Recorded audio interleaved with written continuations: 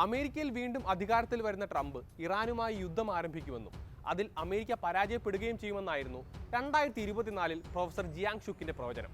അതിൽ ആദ്യത്തെ രണ്ടും സംഭവിച്ചു കഴിഞ്ഞു. അതുകൊണ്ട് തന്നെ മൂന്നാമത്തേതും സംഭവിക്കുമോ എന്നാണ് സമൂഹ മാധ്യമങ്ങളിൽ ഉയരുന്ന ചോദ്യം. പ്രിഡിക്റ്റീവ് ഹിസ്റ്ററി എന്ന യൂട്യൂബ് ചാനലിലൂടെയായിരുന്നു ജിയാങ് ഷുക്ക് 2 വർഷങ്ങൾക്ക് മുൻപ് ഈ പ്രവചനങ്ങളെല്ലാം നടത്തിയത്. ഗണിതശാസ്ത്രത്തിലെ ഗെയിം തിയറിയും ചരിത്രവും ഭൗമരാഷ്ട്രീയവും എല്ലാം കോർത്തിണക്കിയായിരുന്നു ജിയാങ്ങിന്റെ ആ പ്രവചനം.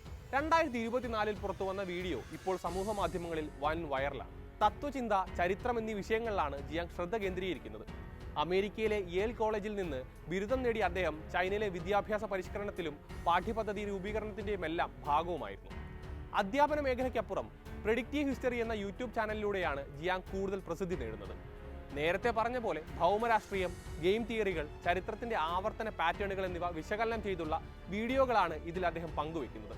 അതിൽ 2024 മെയ് മാസത്തിൽ പങ്കുവച്ച ഒരു വീഡിയോയിലായിരുന്നു ഇറാൻ യുദ്ധത്തെക്കുറിച്ചും ജിയാങ് പ്രവചിക്കുന്നത്. ട്രംപ് വീണ്ടും അധികാരത്തിൽ വന്നാൽ ഭൗമരാഷ്ട്രീയ സമ്മർദ്ദങ്ങൾ അമേരിക്കയെ ഇറാനുമായുള്ള ഏറ്റുമുട്ടലിലേക്ക് തള്ളിവിടുമെന്നായിരുന്നു ജിയാങ്ങിന്റെ അന്നത്തെ വാദം. അത്തരമൊരു സംഘർഷം അമേരിക്കയ്ക്ക് വിനാശകരമാകുമെന്ന മുന്നറിയിപ്പും അദ്ദേഹം അന്നത്തെ ആ വീഡിയോയിൽ നൽകിയിരുന്നു.